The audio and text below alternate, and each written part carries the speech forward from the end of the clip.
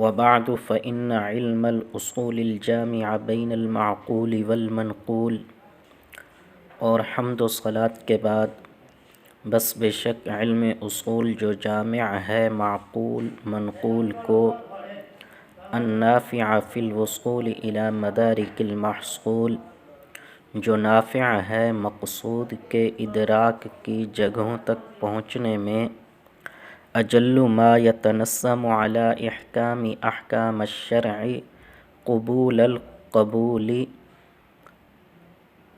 ان علوم میں سے عظیم تر ہے جن علوم نے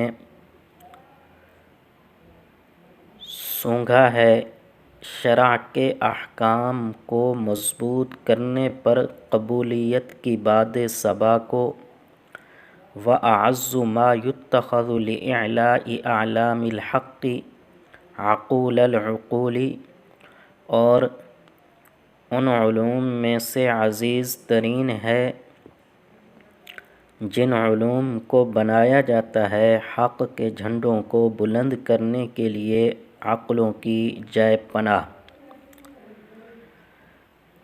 اس عبارت میں علم اصول فقہ کی 4 صفات بیان کی گئی ہیں جو کتاب میں مذکور ہیں۔ علم اصول فقہ کو معقول و منقول کا جامع کہا 2 جہتوں سے۔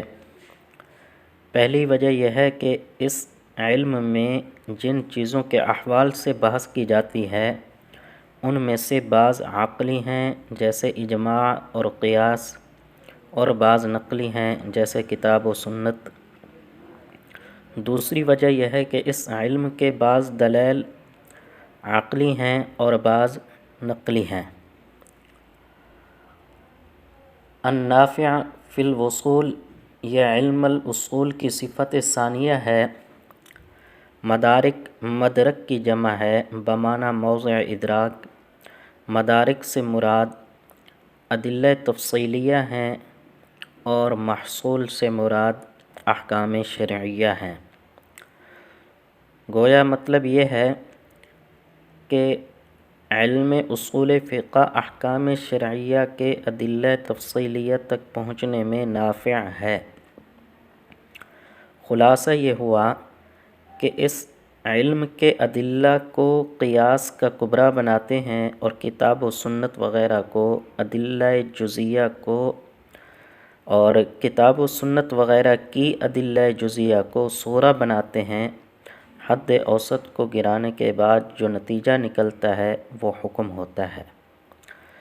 مثلاً کہا جائے اقیموا الصلاۃ میں اقیموا امر کا صیغہ ہے، یہ دلیل جزئی ہے اور صغریٰ ہے، اور امر وجوب کے لیے آتا ہے، یہ دلیل تفصیلی ہے اور کبریٰ ہے، تو نتیجہ یہ ہوا کہ اقیموا یہ وجوب کے لیے ہے۔ اجل ما یتنظم علی احکام الشرع قبول القبول، یہ اجل یہ جو ہے ان کی خبر ہے اور ان کا اسم علم الاصول ہے۔ یہاں 2 لفظ ہیں احکام اور احکام۔ پہلا لفظ جو ہے یہ احکام باب افعال کا مصدر ہے بمعنی مضبوط کرنا، اور دوسرا احکام یہ حکم کی جمع ہے۔ اسی طرح آگے قبول القبول یہ بھی 2 لفظ ہیں۔ یہاں پہلا جو ہے یہ بضم القاف ہے بمعنی مقبولیت۔ یہاں شے کی مقبولیت کو با کے ساتھ تشبیہ دی تو قبول بالضم یہ مشبہ ہوا، اور قبول بالفتح جس کا معنی باد صبا ہے یہ مشبہ بہ،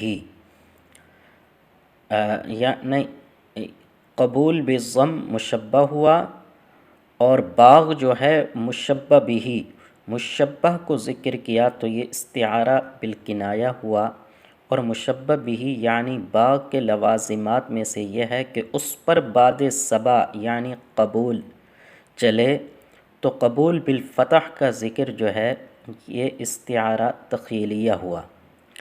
عبارت کا مفہوم یہ ہے کہ علم اصول فقہ ان علوم میں سے عظیم ترین علم ہے جو شرع کے احکام کو مضبوط کرنے پر قبولیت کی باد صبا کو چلاتا ہے۔ وَأَعَزُّ مَا يُتَّخَذُ، یہاں پر لفظ یتخذ ماخوذ من الاتخاذ ہے جو متعدی الی المفعولین ہوتا ہے، یعنی دو مفعولوں کی طرف متعدی ہوتا ہے۔ اس کا مفعول اول جو ہے وہ ضمیر مستتر ہے جو علم الاصول کی طرف راجع ہو کر نائب فاعل ہے، اور مفعول ثانی عقول العقول ہے۔ اس میں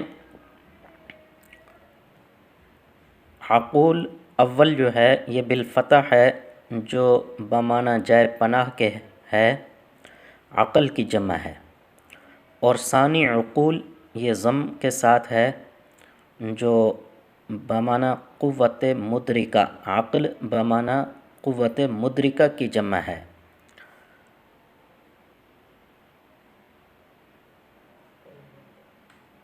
تو خلاصہ یہ ہے کہ علم اصول فقہ ان علوم میں سے شریف ترین ہے کہ عقول حق ظاہر کرنے میں اور حق کو قوی کرنے میں جس کی طرف پناہ پکڑتے ہیں،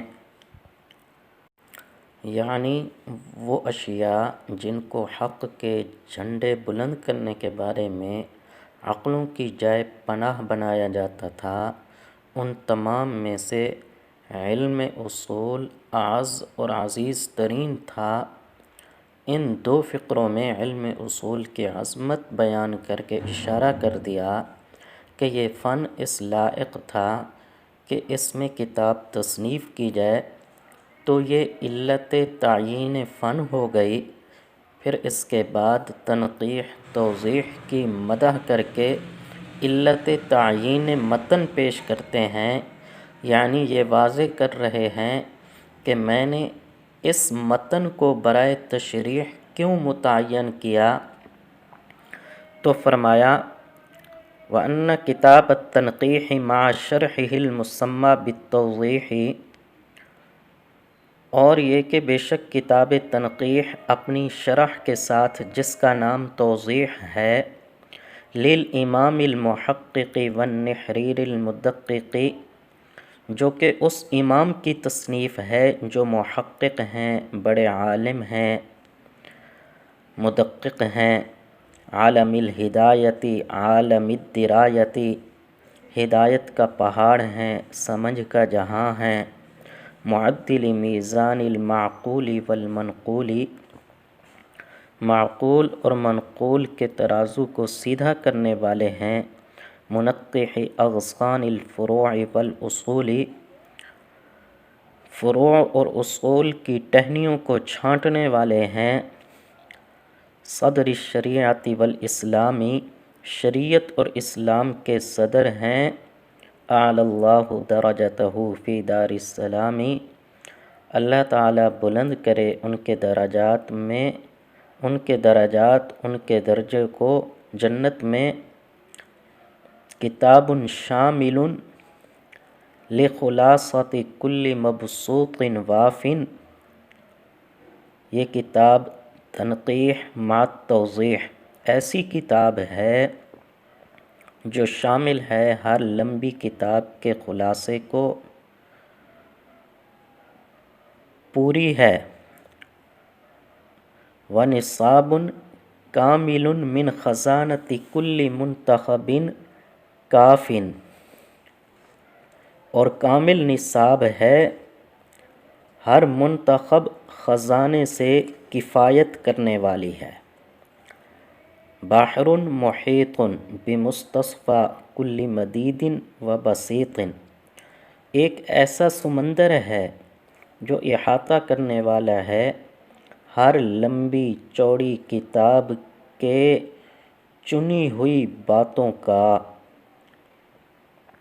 کنز مغن عما سواہ من کل وجیز و وسیط، اور ایسا خزانہ ہے جو اپنے ما سوا ہر مختصر درمیانے درجے والی کتاب سے مستغنی کرنے والا ہے، کفایت فیہ کفایت لتقویم میزان الاصول و تہذیب اغصانہا، اس میں کفایت ہے اصول کے ترازو کو سیدھا کرنے کے لیے اور اس کی ٹہنیوں کو چھانٹنے کے لیے، وَهُوَ نِہَایَةٌ فِي تَحْصِيلِ مَبَانِي الْفُرُوعِ وَتَعْدِيلِ أَرْكَانِهَا، اور وہ انتہا ہے فروع کی بنیادوں کو حاصل کرنے میں اور اس کے ارکان کو ٹھیک کرنے میں۔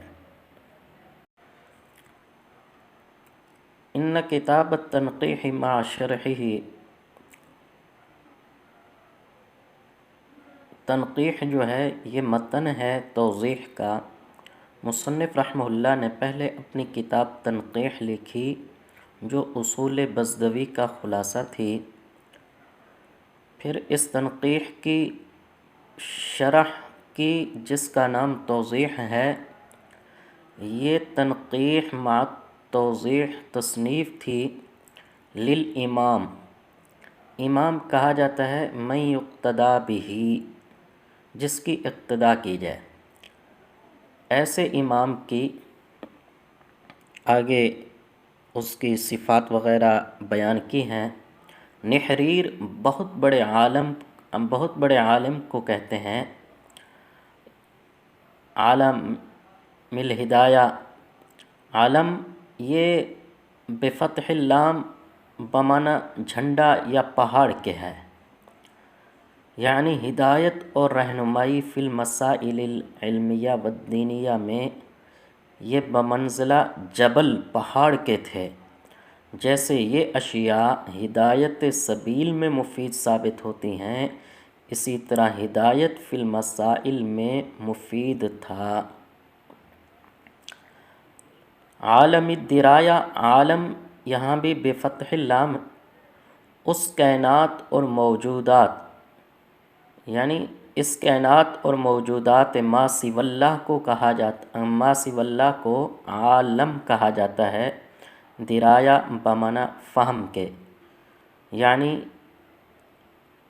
سمجھداری کا، علم اور سمجھداری کا ایک مستقل عالم ہے۔ معدل میزان المعقول، معقول کی ترازو کو عدل و انصاف سے رکھنے والا۔ منقح تنقیح سے ہے بمعنی چھانٹنا، صاف کرنا، یعنی فروع و اصول کی تنقیح کرنے والا۔ اصل میں یہاں مصنف کی دو کتابوں کی طرف اشارہ ہے، ایک منطق میں لکھی جس کا نام تعدیل المیزان ہے، اور دوسری کتاب یہی ہے جو اصول فقہ میں ہے۔ کتاب شامل، یہ خبر ہے ان کی، اور کتاب التنقیح اس کا اسم تھا۔ اب یہ تمام اوصاف کتاب تنقیح مع شرحہ التوضیح کے ہیں۔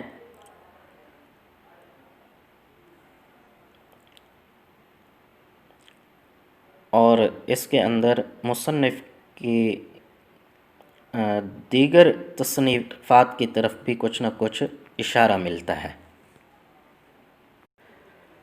یعنی آگے جو الفاظ آئے ہیں یہ اکثر کتابوں کے نام ہیں، خلاصہ، مبسوط، وافی، نصاب، کامل، خزانہ، منتخب، کافی، بحر، یہ تمام کتابوں کے نام ہیں۔